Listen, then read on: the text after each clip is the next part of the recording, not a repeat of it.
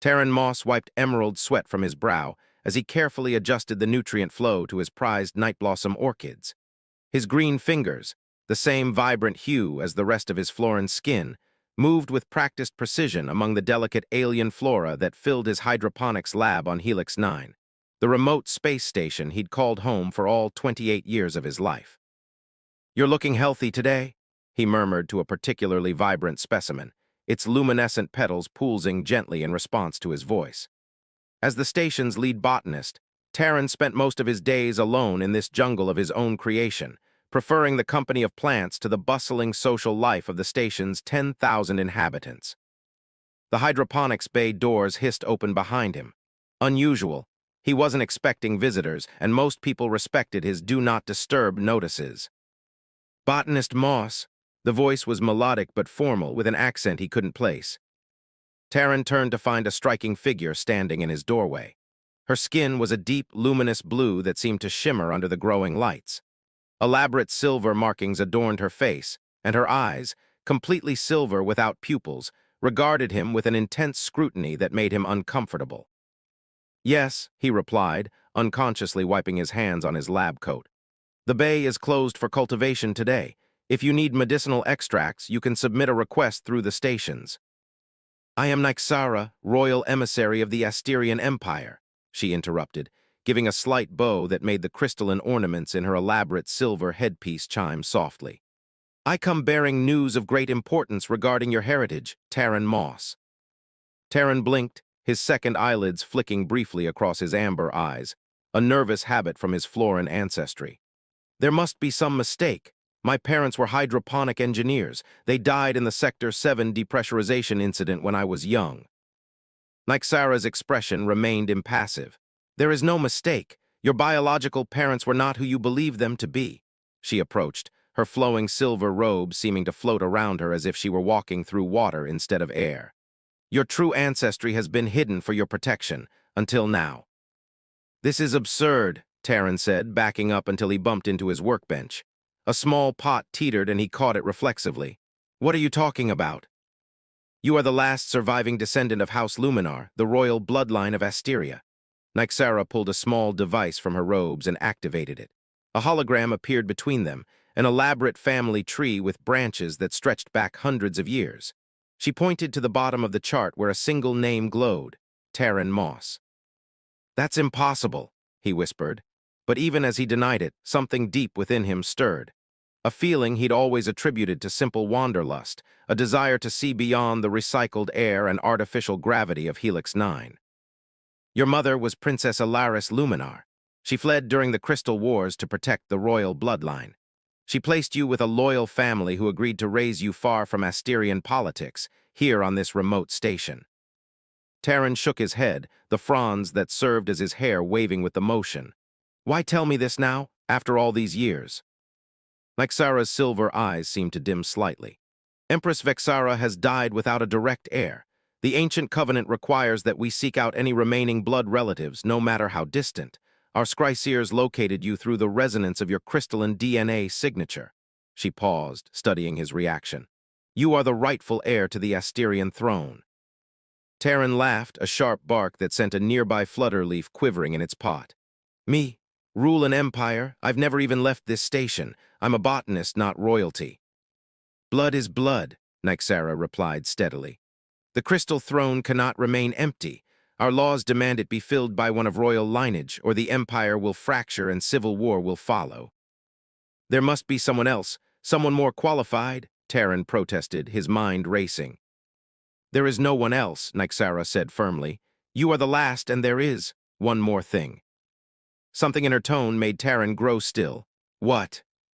"To secure your position and unite the noble houses, you must marry into one of the 4 great houses of Asteria. It is our most sacred tradition that the throne must be shared by bonded rulers." Nyxara's expression remained neutral, but Terran thought he detected a hint of sympathy in her silver eyes. "Princess Celia of House Zenith has been chosen as your betrothed." Terran felt as if all the air had been sucked from the room. "Betrothed? I don't even know her." "It is the way of our people," Nyxara replied simply. "The joining of houses ensures peace and balance. Princess Celia is a formidable diplomat and warrior, highly respected throughout the Empire. This marriage will secure your rule." Terran turned away, bracing himself against his workbench as he tried to process everything. His entire life, his identity, his future, was being rewritten in a single conversation. He looked around at his beloved plants, the only constants in his life. "What if I refuse?" he asked quietly. "Then the Empire will fall into chaos and the violence will spread. Eventually, it will reach even this remote station." Nyxara's voice was soft but firm.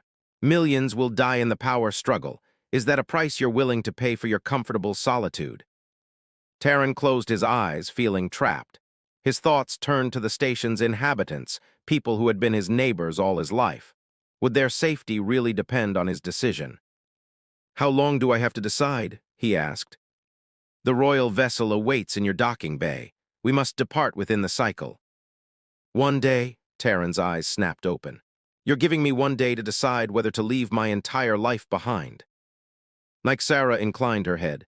"The throne cannot remain empty. Other factions already moved to claim it. We must act swiftly." Terran ran a hand over his frond-like hair, a gesture of frustration. "I need to think." "Of course," Nyxara bowed slightly. "I shall return in 6 hours for your answer." She placed a small crystal on his workbench. "This contains information about your heritage and Asteria. It may help with your decision." After she left, Terran picked up the crystal with trembling fingers. When he touched it, it glowed softly, and images began to form in his mind. A world of crystalline spires reaching toward 3 moons, people with skin in shades of blue, purple, and red moving through markets filled with wonders he couldn't comprehend. And at the center of it all, a throne made of living crystal that seemed to pulse with its own heartbeat. His throne, apparently. Hours later, as the station's artificial night cycle began, Station Director Evram found Terran in the observation deck, staring out at the stars. "Is it true?" the elderly director asked, his weathered orange skin crinkling around concerned eyes. "You're leaving us." Terran didn't look away from the viewport. "How did you hear?" "Helix 9 is small, my boy. Word travels fast when a royal emissary comes calling." Evram settled his aged frame beside Terran. "I've watched you grow from a quiet child into a brilliant botanist. Helix 9 has always been your home." "Did you know?" Terran asked suddenly, turning to face his mentor. "About my parents, my real parents." Evram sighed deeply. "I was sworn to secrecy. Your adoptive parents made me promise before they died that I would protect you, not just physically, but from the burden of knowledge that might change you." Terran felt betrayal sting like acid. "You all lied to me my entire life." "To keep you safe," Evram insisted. "And happy, you've been happy here, haven't you?" The anger drained from Terran as quickly as it had come. "Yes," he admitted, "I have been." "Then why go? Why trade contentment for a crown?" Terran turned back to the stars. "Because apparently if I don't, people will die. A lot of people." He shook his head. "How can I live with myself if I choose my garden over their lives?" Evram placed a gnarled hand on Terran's shoulder. "You always did have too much conscience for your own good. Your parents, your adoptive parents, would be proud of the man you've become." "Will you take care of my plants?" Terran asked, his voice cracking slightly. "As if they were my own children," Evram promised. When Nyxara returned, Terran was waiting with a small bag of possessions, mostly botanical samples and reference materials. His entire life packed into one container. "I'll go with you," he said before she could speak, "but I want something in return." Nyxara tilted her head. "What does the heir to an empire wish to request?" "Seeds," Terran said firmly. "I want to bring specimens of every plant in my collection. If I'm going to live on another world, I want something familiar around me." Nisha Khatri watched from the palace balcony as the Imperial vessel descended through Viridium Prime's emerald atmosphere. Her ruby-red skin glowed in the late afternoon sunlight, the traditional gold markings along her arms, symbols of her military achievements, catching the light with each movement. 28 years of discipline and training had forged her into the pride of House Crimson, yet none of it had prepared her for this moment. "Is that him?" asked her younger sister Talia, joining her at the railing. Unlike Nisha's warrior build, Talia possessed the slighter frame of a scholar, her red skin a softer shade of coral. "Yes," Nisha replied simply, watching the vessel dock at the Grand Imperial Port. Even from this distance, the sleek lines of the ship were unmistakable. The colony raised Heir. You don't have to say it like he's diseased, Talia chided. He's still Viridian even if he was raised among the stars. Nisha's jaw tightened. He knows nothing of our ways, nothing of the court, the traditions, the responsibilities, yet I must bind my life to his. Talia placed a gentle hand on her sister's shoulder. The council chose wisely. House Crimson's strength will balance his outsider perspective, and you are the strongest of us all, sister. Inside, Nisha wasn't so certain. As a warrior, she'd faced death without flinching, but marriage to an unknown foreigner seemed a more daunting battle. Still, duty was duty. Her family's position, perhaps the stability of the empire itself, depended on this alliance. It's time, she said, straightening her ceremonial armor. An elegant fusion of ancient design and modern materials, crimson plates accented with gold filigree. I should not keep my future husband waiting. The word husband tasted strange on her tongue. The imperial reception hall dazzled Torin's senses. Crystalline structures caught and amplified the light, casting prismatic patterns across polished stone floors. Living plants grew along architectural supports, their emerald foliage contrasting with the silver and gold ornamentation. Hundreds of nobles and dignitaries filled the space, their skin representing a spectrum of greens, from pale jade to deep forest tones. And then there were the others, the non-Viridians who had married into noble houses or earned their place through exceptional service. Blue-skinned Azurians, violet-hued nocturnals, and most striking of all, the ruby-skinned representatives of House Crimson. Ambassador Selene guided him through the crowd, whispering names and titles as they progressed toward the central dais where the Grand Council awaited. Torin tried to maintain the dignified posture he'd practiced, acutely aware of the ceremonial robes he wore instead of his comfortable mechanic's coveralls. Grand Counselor Varric, the elderly Viridian from the message, stepped forward as they approached. In person, his age was more apparent, his emerald skin faded to a paler shade, the silver markings on his face standing out in sharp relief. Heir designate Torin Eldon, Varric announced, his voice surprisingly strong. Welcome to Viridium Prime, ancestral home of your bloodline. Torin bowed precisely as he'd been taught. I am honored by your welcome, Grand Counselor. I come to serve the Empire as best I can. The formal greeting seemed to satisfy Varric, who turned to address the assembled crowd. For too long, the Emerald Throne has stood empty. Today, we welcome home the last descendant of Emperor Zalath's line. Murmurs rippled through the hall, some approving, others clearly skeptical. Torin maintained his composure, though inside his stomach twisted with anxiety. And now, Varric continued, it is my privilege to present Lady Nisha Khatri of House Crimson, daughter of General Janu Khatri, bearer of the Golden Mark of Valor and your imperial bride-to-be. The crowd parted, and Torin's breath caught in his throat. She moved like liquid fire through the assembly, tall and powerfully built, her ruby-red skin contrasting dramatically with her ceremonial armor. Unlike the reserved expressions of the Viridian nobles, her face conveyed strength, pride, and unmistakable skepticism as she approached. Her black hair was pulled back in an intricate braid interwoven with gold threads, and her eyes, a startling amber hue, assessed him coolly. When she reached the dais, she executed a flawless formal bow, but Torin noticed it was marginally shallower than protocol demanded. Heir designate, she said, her voice low and musical despite its formal tone. House Crimson stands ready to fulfill its duty to the Empire. Duty, not desire, not honor, but duty. The word hung between them, revealing volumes about her perspective on their arrangement. Lady Nisha, Torin replied, bowing in return, slightly deeper than required, a subtle acknowledgement of her status. I am grateful for House Crimson's support and for the opportunity to work alongside someone of your renowned capabilities. A flicker of surprise crossed her face, quickly controlled, at his diplomatic response. Perhaps she had expected an awkward colonist out of his depth. Varric smiled approvingly. The binding ceremony will take place in 7 days, following the ancient traditions. Until then, the heir designate will begin his formal preparation for ascension to the throne. As the reception continued, Torin found himself constantly aware of Nisha's presence, even as they were separately engaged with various dignitaries. She moved with confident grace through the political waters of the court, clearly experienced in these settings. In contrast, Torin struggled to remember names and titles, though his genuine interest in each person's role seemed to soften some of the initial skepticism he encountered. Eventually, they were brought together for the ceremonial first meal, a tradition where betrothed couples shared food prepared by both families. Since Torin had no family present, Ambassador Selene had arranged for dishes from Cressida Colony to be prepared.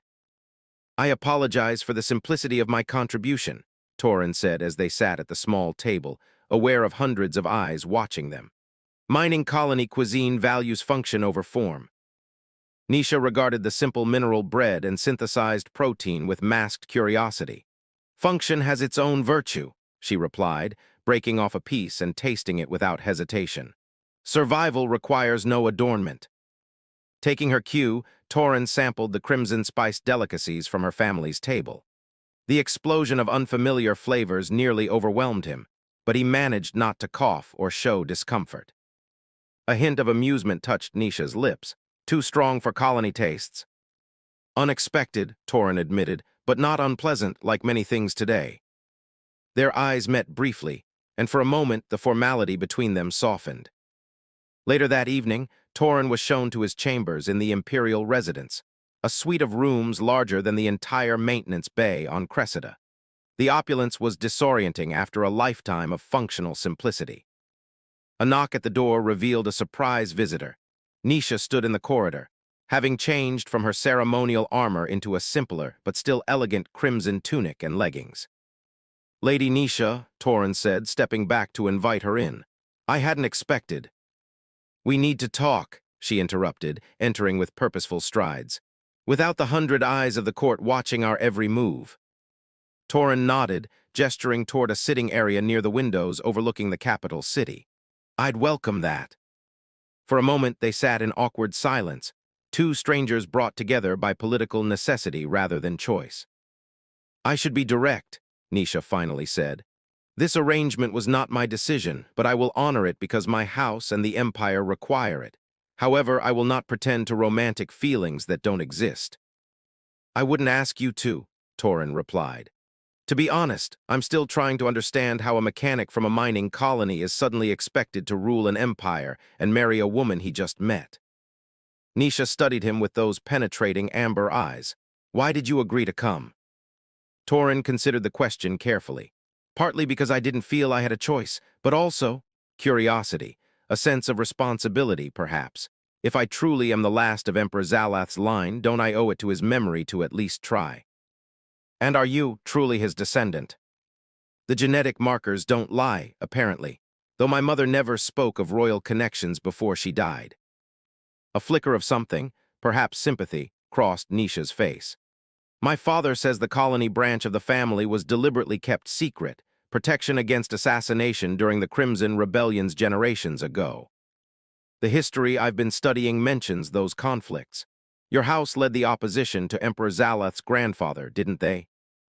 Nisha's posture stiffened. "We fought for necessary reforms that Emperor Merk refused to consider. The conflict was eventually resolved through negotiation and marriage, much like our current situation." "History repeating itself," Torin mused, "though I doubt your ancestors imagined a colony mechanic on the throne." "No more than you imagined an arranged marriage to a warrior from House Crimson," Nisha replied, a hint of challenge in her tone. Torin smiled slightly. "True enough, but since we're both trapped in this situation, perhaps we could approach it as partners, not lovers necessarily, but allies trying to do what's best for the Empire." Nisha regarded him thoughtfully. "Partners," she repeated, testing the word. "I could accept that arrangement, but you should know that many in the court will oppose you simply because you are an outsider. Some already whisper that you are a puppet, easily controlled by whoever gets closest to you." "And what do you think?" Torin asked. "I think you are unexpected, not the pampered royal I feared, nor the confused colonist many predicted." She rose from her seat with fluid grace. "Time will reveal your true character, Torin Eldon. For the Empire's sake and my house's honor, I hope you are worthy of the throne you will soon occupy." Before she reached the door, Torin called after her. "And what about you, Nisha Khatri? What should I know about the woman I'm to marry?" She paused, looking back over her shoulder. "I am a warrior first. I have fought in 3 border campaigns and negotiated peace with the Azurian Confederacy. I value honor, courage, and truth above all else." A slight smile curved her lips. "And I have never lost a duel." With that, she departed, leaving Torin to ponder the complexities of the ruby warrior who would soon be his wife. Beyond the window, the lights of the capital glittered against the darkening emerald sky, beautiful, alien, and full of hidden dangers, much like his bride-to-be. The following days were a whirlwind of preparations. Torin's schedule was filled with history lessons, protocol training, meetings with various ministers, and fittings for ceremonial garments. He absorbed as much as possible, asking questions that sometimes surprised it and transforming it into cascades of color across the assembled dignitaries. Torin stood on the ceremonial platform, trying to project a calm he didn't entirely feel. His formal attire, layers of emerald silk and silver threading, felt stifling after a lifetime in practical clothing. When Nisha appeared at the entrance, the gathered assembly fell silent. She moved with measured steps down the long aisle, her formal armor replaced by a ceremonial gown that honored both warrior tradition and imperial protocol. The crimson fabric seemed to flow like liquid around her powerful frame, accentuated by golden embroidery that matched the warrior marks on her arms. Her hair, usually tightly braided, had been partially released in the crimson tradition, flowing black waves interwoven with golden threads. As she approached, Torin caught her eye and subtly touched the bracelet at his wrist. The small gesture earned him the briefest of smiles, so quick he might have imagined it, before her expression returned to ceremonial solemnity. Grand Counselor Varek presided over the binding ceremony, his aged voice carrying through the cathedral as he recited the ancient words. 2 houses, 2 bloodlines, joining as one for the strength of the empire. As your ancestors pledged through generations, so you pledge today. The ritual was complex, involving exchanges of symbolic items. A crystal from the depths of Viridium Prime's oceans, representing endurance. A flame passed between their hands, symbolizing the passion of duty. And finally, the mixing of a single drop of blood from each of them into a ceremonial chalice of clear water, turning it a delicate purple, the blending of emerald and ruby. "Drink," Varek instructed, "and become bound not just by law but by essence." Torin lifted the chalice to Nisha's lips first, following protocol. As she sipped, her amber eyes never left his. Then she took the vessel, offering it to him with steady hands. The liquid tasted of minerals and something indefinably ancient, like drinking the history of 2 peoples in a single swallow. "What is joined today?" Varek proclaimed. "Let no force in the empire sunder. Rise now, imperial consorts, united in purpose and destiny." The cathedral erupted in formal applause as Torin and Nisha stood side by side, now legally and traditionally bound. He offered his arm, and she placed her hand upon it, a gesture of unity for the watching crowd. "Well," Torin murmured as they proceeded back down the aisle, "that's done." "The ceremony is done," Nisha corrected quietly. "Our work is just beginning." The coronation followed 3 days later, a separate ceremony by tradition, allowing time for the marriage bond to be recognized by the noble houses before power was formally transferred. In the interim, Torin continued his crash course in imperial governance, now with Nisha at his side during official functions. To his surprise, she proved an astute political guide. "Watch Counselor Javira," she whispered during one reception. "Note how he always stands near Lord Pelvin. They appear to be rivals publicly, but they coordinate their opposition to any reform proposals." Torin nodded slightly. "I've noticed the chief engineer has been blocked from updating the Southern District's environmental systems 3 times. Is that their doing?" "Indeed, they own production facilities that benefit from the current inefficiencies." Nisha's expression remained pleasant for watching eyes, but her voice hardened. "Such corruption has grown like a fungus during the interregnum." These insights repeated throughout their public appearances, with Nisha discreetly identifying power structures and political alliances Torin would have missed.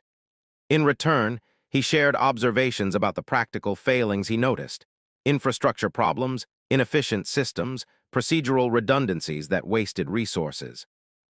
On the morning of the coronation, Torin stood before a full-length mirror as attendants made final adjustments to his imperial regalia. The emerald and silver clothing was accented with touches of crimson, a nod to his new familial connection to House Crimson. Nervous? Asked a familiar voice. Nisha entered, resplendent in formal armor rather than court dress, a statement about her role as both consort and protector. Terrified? Torin admitted with a slight smile. A spanner and circuit board make more sense to me than a scepter and crown. Perhaps that's exactly what the Empire needs. Nisha dismissed the attendants with a gesture, approaching him directly. My father always said tools should fit the task at hand. The Empire is broken in ways that traditional rulers cannot fix. Torin studied her reflection beside his in the mirror, ruby and emerald side by side. We make an unusual pair. Unusual times call for unusual solutions. She reached up, making a minor adjustment to his collar with surprising gentleness. Are you ready to change the Empire, Torin Eldon? He turned to face her directly. Are you ready to help me, Nisha Khatri? For the first time since they'd met, she smiled fully without reservation. I believe I am. The weight of the solar crown, a masterpiece of ancient metallurgy containing elements from every world in the Empire, felt both heavy and strangely right as it settled onto Torin's brow. The assembled noble houses, government officials, and foreign dignitaries watched in solemn silence as Grand Counselor Varric completed the ritual words. Rise, Emperor Torin, first of your name, ruler of the Viridian Empire, protector of the 17 systems, and guardian of the sacred balance. As Torin stood, the assembly knelt, including Nisha, who as imperial consort performed the gesture with perfect grace despite her warrior's pride. The symbolism wasn't lost on him. Even his fierce ruby wife now bent knee to his authority, at least ceremonially. Rise, he said, his voice stronger than he expected.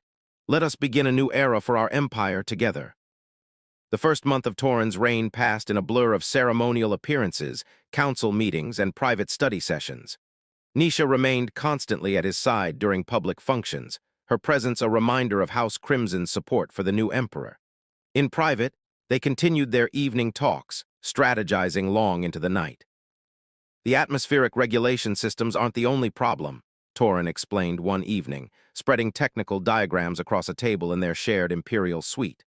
While they maintained separate bedchambers, their marriage still one of political convenience rather than passion. They had established a comfortable working relationship in the common areas. The entire infrastructure of the outer districts is decades behind the central city. No wonder there's unrest. Nisha studied the diagrams with a tactician's eye. Similar to military supply lines, if the periphery weakens, the center cannot hold for long. Exactly, and it's not just efficiency, it's fairness.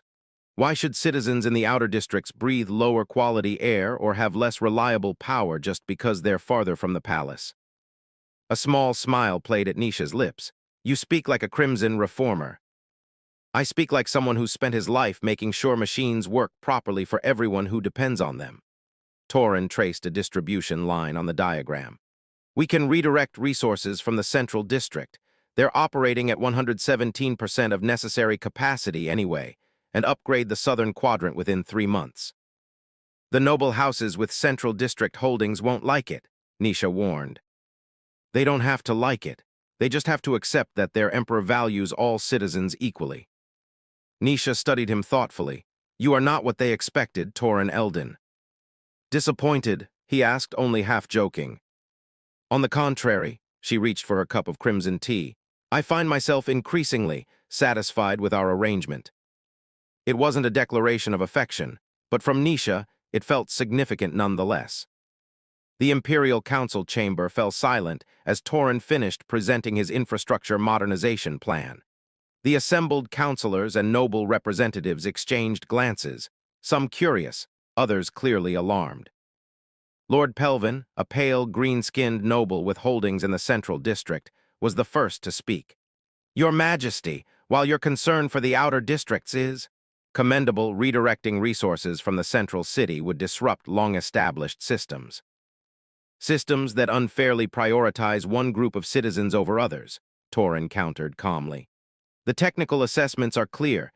Central districts receive excess capacity while outer zones suffer shortages. This is outrageously inappropriate, declared Lady Jorman, another central district noble. The Emperor cannot simply reallocate resources established by generations of careful planning. Actually, Nisha interjected, her voice cool and measured. Imperial Decree 457 from the reign of Emperor Zalath himself grants the throne explicit authority to modify infrastructure allocation during times of systemic imbalance. I believe the current disparity qualifies. Torin suppressed a smile. They had discovered that obscure decree during their late-night research sessions, and Nisha had memorized it precisely for this moment. The debate raged for hours, with the council polarizing into factions. Throughout it all, Torin maintained his focused calm, addressing technical questions with the precision of a master mechanic and deflecting political maneuvers with increasing skill. Nisha remained a formidable presence at his side, her warrior's reputation adding weight to her occasional interventions. By day's end, the council narrowly approved a modified version of the plan. It was less ambitious than Torin's original proposal, but still represented significant progress. As they left the council chamber, Nisha walked close beside him. "Your first major victory," she murmured, "but it has also revealed your opponents." "Good," Torin replied quietly. "Now we know where the machine is broken. The next step is fixing it." The following week saw a flurry of activity as Torin's infrastructure improvements began. He made frequent visits to the work sites, often discarding Imperial finery to assist engineers with particularly challenging aspects of the modifications. Images of the emerald-skinned emperor in practical work clothes, helping install atmospheric regulators in the southern district, spread throughout the empire. "The common touch," remarked Talia, Nisha's sister, during one of her visits to the palace. "He's winning the people's hearts while unsettling the nobles." Nisha nodded, watching from a balcony as Torin demonstrated a more efficient calibration technique to a group of maintenance workers below. "He sees problems and fixes them. It's both his greatest strength and his greatest vulnerability." "Vulnerability?" Talia asked. "Not everyone wants the broken things fixed, sister. Some profit from the breakage." That evening, as Torin and Nisha shared their customary end-of-day discussion, a royal guard interrupted with an urgent message. "Your Majesties, there's been an incident at the Southern District Atmospheric Regulation Station. Sabotage." Torin was on his feet immediately. "Casualties." 3 engineers injured, none critically.